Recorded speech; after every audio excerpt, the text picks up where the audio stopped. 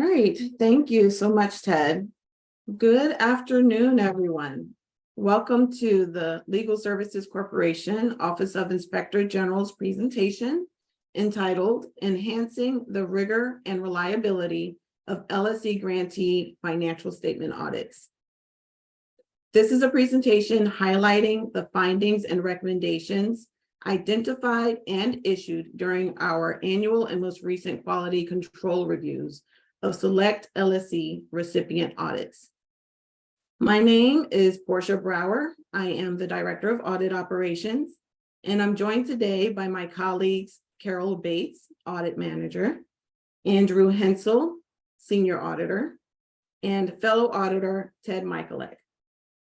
Ted is serving as our gracious meeting facilitator this afternoon, and we will hear from both Carol and Andrew later. Before we get started, I guess for those, just a few who have just popped in, Ted shared earlier that a copy of the slide deck for today's presentation, as well as the related audit advisory, will be uploaded in the Zoom chat box. For your convenience today and ease of future reference. Lastly, we're happy to take questions again following today's presentation. You're also free to post those within the chat box or save them for the end of the presentation, where you can unmute and share then. But until then, we respectfully ask that you just keep your microphones muted until the end. With that, let's get started. All right, so today's agenda. This afternoon, we will revisit for some and share with others the Office of Audit's role and how it contributes to the OIG's mission. We're going to provide a background of the quality control review process itself. And Carol is going to share highlights of updates made to our most recently revised audit guide and compliance supplement. And at the end, Andrew is going to walk us through the results of the QCRs conducted this cycle, including a summary of the findings and recommendations identified by our contractor. And we will wrap up with a list of resources that we hope are helpful to you guys in the future, and we'll then answer any questions you might have about today's presentation. So what brings us here today, I've actually just mentioned a lot of this already, but today we're looking to not only share a brief overview of the OIG's QCR process, but we'll also highlight the most common issues identified during this year's QCR cycle. And then we'll share actionable recommendations that we hope will prevent future occurrences of the issues found, with ultimately the long-term goal of enhancing audit quality over time. So there are several ways in which the Office of Audits works to execute its mission, or to execute the OIG's mission, rather. These include, but are not limited to, conducting audits of both LSC management and its grantees, performing desk reviews of all audited financial statements prepared and issued by those grantees and their IPAs, conducting quality control reviews of a selection of those financial statement audits, and providing guidance to grantees and IPAs through the LSC OIG audit guide, which includes the compliance supplement. And just to help make the distinction, desk reviews. The desk reviews of the audited financial statements are focused but somewhat limited in scope. The OIG conducts a desk review of all 131 currently of LSC's grantees, and those reviews are performed in-house by our audit division. So in comparison, while the OIG oversees the process, the performance of the quality control reviews are contracted out, and they entail a more thorough or rigorous review of the audit work papers and audit documentation that support the IPA's work and audit of the financial statements. I will now pass the presentation to Carol, who will touch on updates to one of the most significant resources and criteria behind our QCRs, the LSC OIG Audit Guide and Compliance Supplement. Carol? Thank you, Portia. Other than a few bulletins issued in the 1990s, we have not changed the audit guide since it was first published in 1996. The updated audit guide and compliance supplement, which is available on our website, is effective for audits of LSC grantee fiscal years ending on or after September 30, 2023. The update is to include audit standards updates and references. For example, the original audit guide talked about OMB circulars, and that is, the circulars are now included in uniform guidance.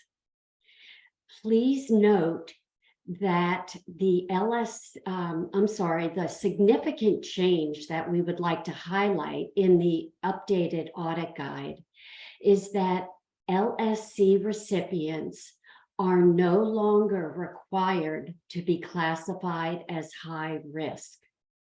If the Uniform Guidance Risk Assessment determines a recipient is high risk, then it must be classified as such. However, the LSC Act and the 1996 LSC appropriations require LSC recipients to have an annual audit. Therefore, LSC grant funds must be considered as major program regardless of the amount. So to recap, no longer high risk, but LSC funds are considered major programs. The compliance supplement was last issued in 2016. Its revision include audit objectives, suggested audit procedures for each of the parts of the Code of Federal Regulations, which is included in the supplement. The revisions also include adding or updating new or changed LSC regulations, and the list is on this slide. We conducted audit guide training earlier this year, and a link to that training will be on our website soon. Thank you, Portia, and I'll hand the presentation back to you. Thank you, Carol, for sharing that update. So ultimately, the purpose of conducting the quality control reviews is really quite simple. It's to ensure that the work of the IPAs who are contracted by LSC grantees adhere to applicable standards and LSC and OIG guidelines.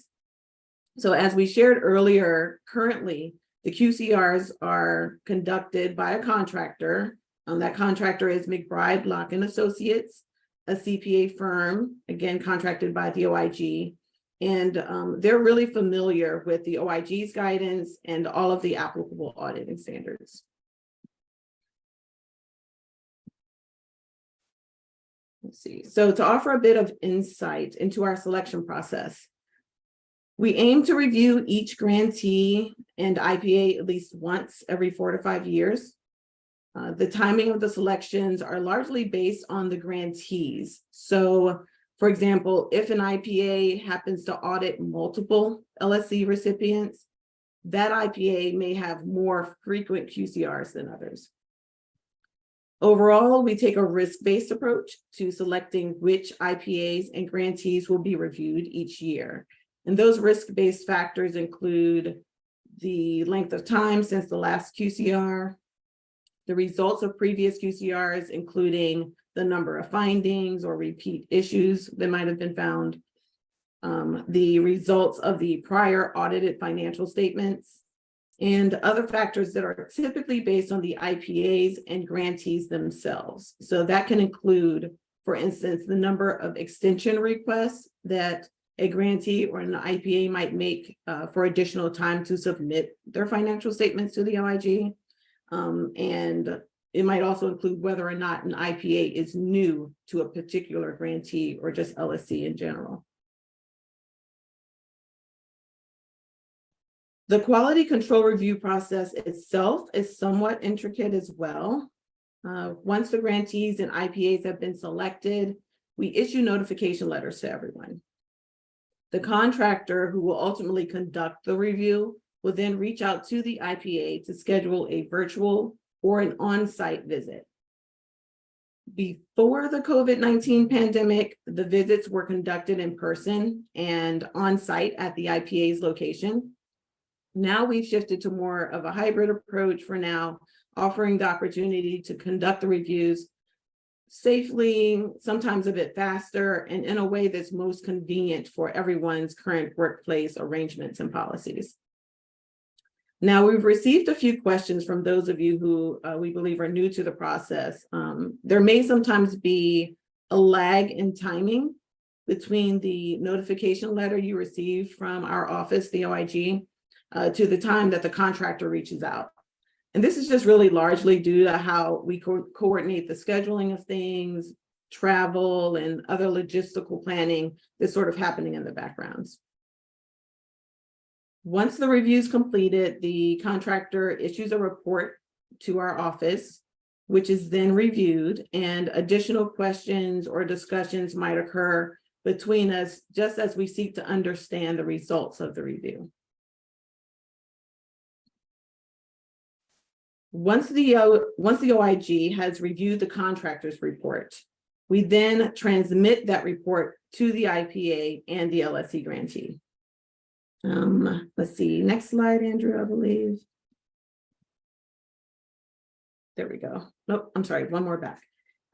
If any issues are noted, we provide recommendations, and if warranted, indicate whether corrective action is required before closing the QCR.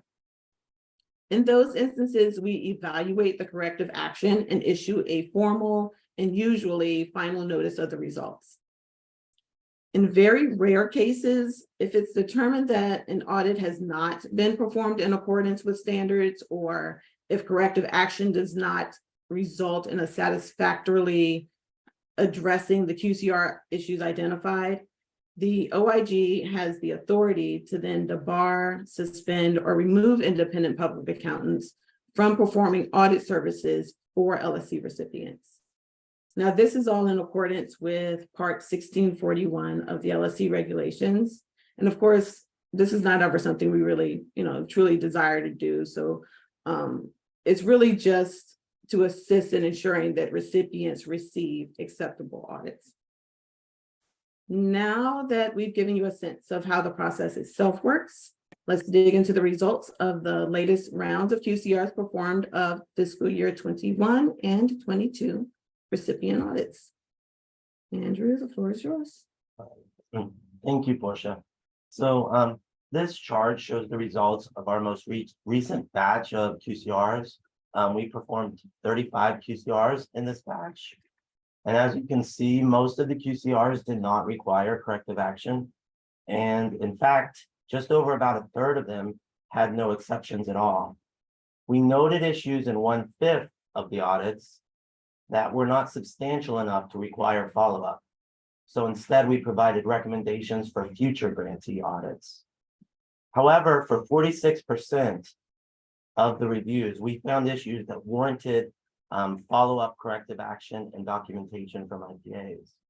Our goal with this presentation is to provide some insight on the most common issues that have been identified and to offer recommendations that, when implemented, can help produce more rigorous audits and also reduce the need for follow-up documentation. First, I'm going to go over some general findings, and then we'll talk about some more specific findings related to specific compliance supplement parts. But in general, most of the findings resulted from IPAs either not performing the suggested procedures in the compliance supplement or not providing adequate documentation to support their conclusions. Please remember that LSC grantees are unique and they are governed by both federal regulations and LSC guidance. The updated audit guide and compliance supplement provide suggested audit steps to ensure that LSC grantees follow these regulations and guidelines.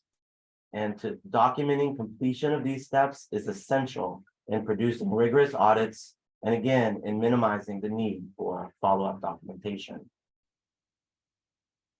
So our recommendations generally are to research, evaluate, and document.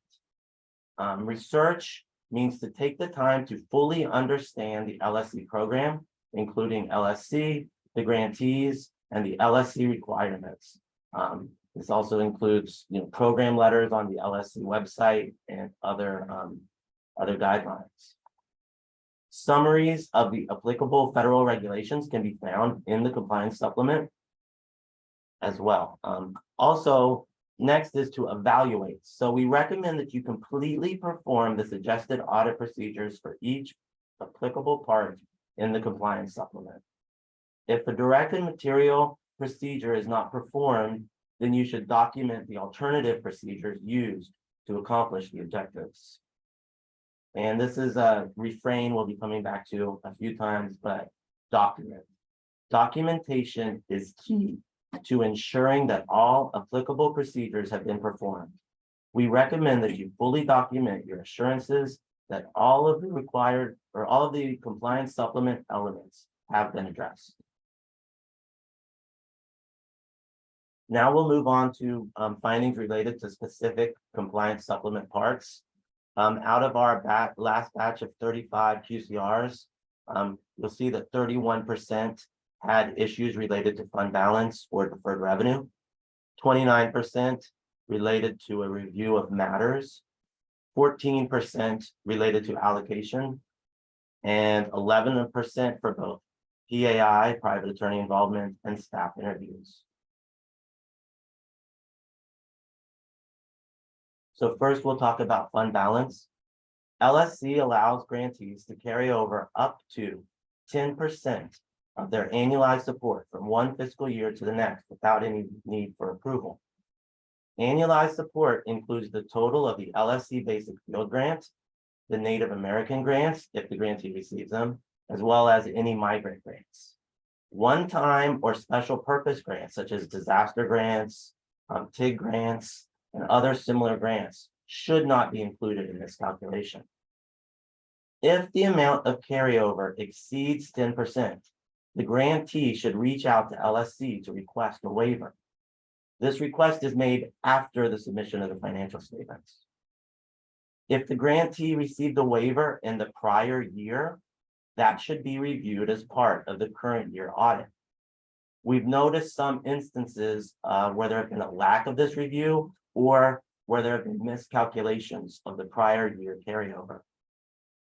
So our recommendations to avoid issues related to fund balance are to ensure that the grantee adequately analyzes the prior year carryover to determine if approval was requested.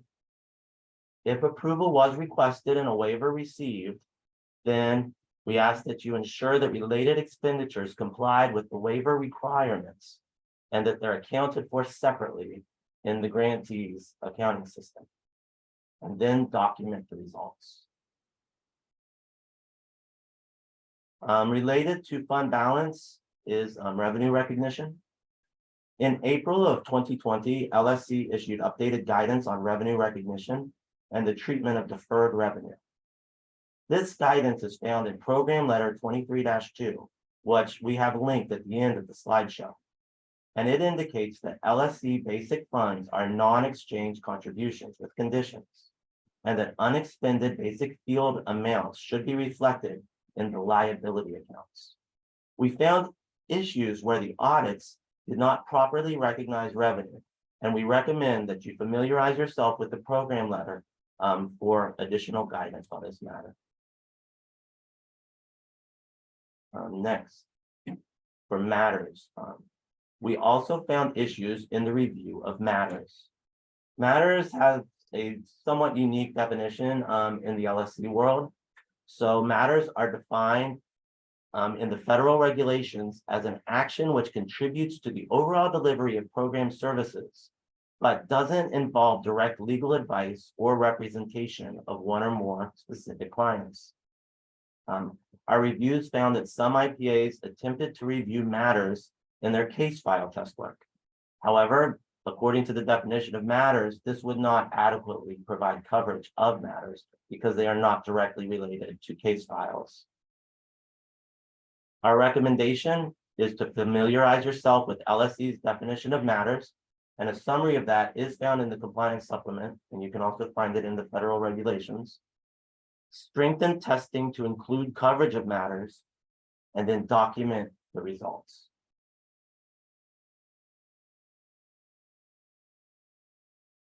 Moving on to allocations.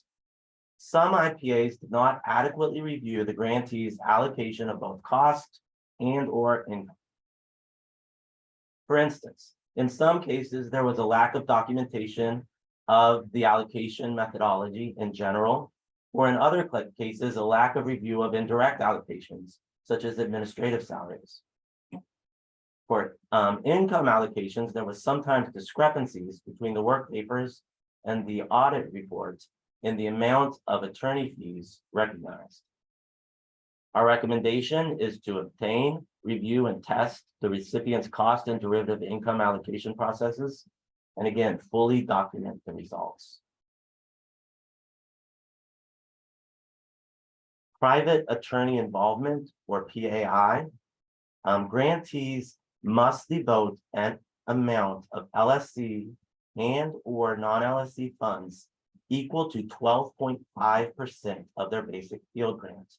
Remember, this calculation only includes a percentage of basic field, not any of the other LSC grants. Grantees also must develop a plan and budget to meet this regulation. We found that some IPAs did not adequately document a review of the PAI plan or the grantee's processes. Our recommendation is to obtain and review the grantee's PAI plan, review their processes to ensure compliance with the plan, and again, document the results. Finally, for staff interviews, many parts of the compliance supplement have suggested audit procedures to interview staff about any activities falling under those associated restrictions in the compliance supplement. We found several instances where IPAs did not adequately document the staff responses to all of the applicable parts. Additionally, the compliance supplement contains guidelines on which staff members and how many staff members should be interviewed. And we found that some IPAs did not interview the correct number or the relevant staff members. So our recommendation is to ensure that all parts of the compliance supplement are considered and evaluated when performing staff interviews, and ensure all relevant staff members are interviewed, and to fully document the results of these interviews in your work papers. This is all of the summary of the findings and the recommendations. And of course, if you have any questions, you can also reach out to us at any time. And with that, I will pass it back to you, Portia. Sure, thank you, Andrew. We'll wrap up the presentation today by sharing this list of resources that are not only critical to informing your audits of LSC grantees, but will be instrumental in building that understanding and that sense of familiarity we mentioned earlier with not just LSC, but the unique needs and requirements of their grantees. The copy of the presentation we shared should have links embedded within the slides, but these resources are also very easy to find and access from both the OIG's website and LSC's website. Again, thank you, everyone. That concludes our presentation this afternoon. We'll now open the floor to any questions you might have as they relate to today's presentation. Again, we just ask that you avoid asking any that are specific to your current or previous audits. However, you're free to send really any of those directly to the audits mailbox, to that email address that's there on the screen, and we'll follow up with you guys as soon as we can. But with that, Ted, are there any questions we have on the floor at the moment? Looks like we just had one come in. It says there is no contract example like there was under the 1996 guide, correct? Ed, I can handle that. Sure, Carol. All right, you are correct. There is no contract example as there was under the 1996 guide. We chose to take that out because there are other places to get more up-to-date procurement information. And we actually included some of those in our training that we held on the audit guide and compliance supplement. So Caroline, I can go ahead and send you some more information. I'll email it to you where you can find information on contracting for audit services. Great, thank you, Carol. We have one more question. It says, what should auditors be testing for other matters regarding compliance?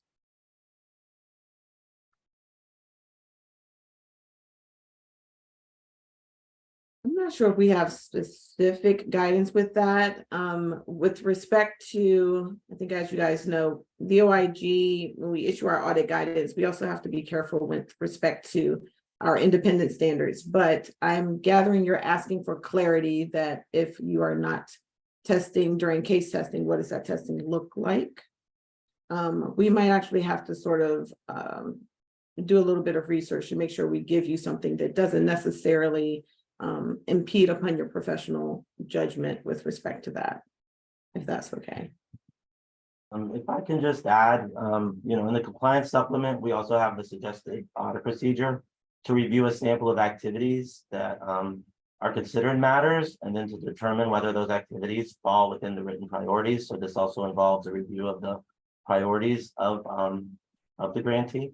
And we can, if you send us an email, we can provide some more clarity on that, but that's all I have. Thank you. Great, thank you both. Would you like me to take the next question? Sure, go ahead, Carol.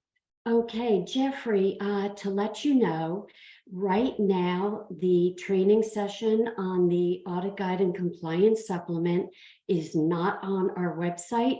We are working to post it, and we'll be sending out an email to the grantee and the IPA community when it is posted. And I will take I have your information, and when it's posted, I'll be sure to send you an email with a link. So it's coming soon. Thank you, Carol. So I'm not seeing any other questions right now. Just a reminder that after this presentation, after this session, you can refer to the slides. And if those don't answer your questions, then we have some contact information towards the end of the presentation as well. Hey, Ted, this is Charlie. Do you mind if I just ask a question? I've been trying to type for the last 3 minutes and I can't get the message to you, but that's okay. Go ahead. So my Charlie. question is probably for Andrew. I mean, was the issue with, the non-compliance, was it the CPAs did not, did they say they did something and they didn't? Or was it that the regs were not clear enough, or they didn't understand the regulations that they were supposed to comply with? I'm just trying to figure out what the issue is. Is it the regs, or is it the CPA saying we did this, but we didn't do it? I can't, because this is a general thing, and so we saw different circumstances for different auditors and for different reports. So, but generally, I don't think it was that they weren't doing it. It's just that there wasn't enough documentations for us to be sure that everything was covered. Like maybe Okay. they did, a lot of times in the exits with the contractor, they would mention that they did some other testing, but we just didn't get that documentation. So Okay. a lot of times it's just as simple as that. Of course, there are, we see a little bit of everything, but yeah, it's generally that. Thanks, Andrew.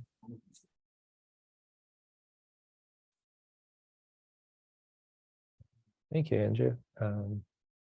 I'm not seeing any more questions right now. Portia, did you want to add anything else? I don't suppose if we don't have any more questions, then that ultimately concludes our presentation. Again, we encourage you guys, if you have any follow-up questions, to send them to the audits mailbox at audits@oig.lsc.gov. And we hope that you found the information helpful, truly, and we thank you guys for joining us today. Thank you, everyone, for joining. All right, well, this concludes the presentation. Thank you all. Thank you. Good afternoon.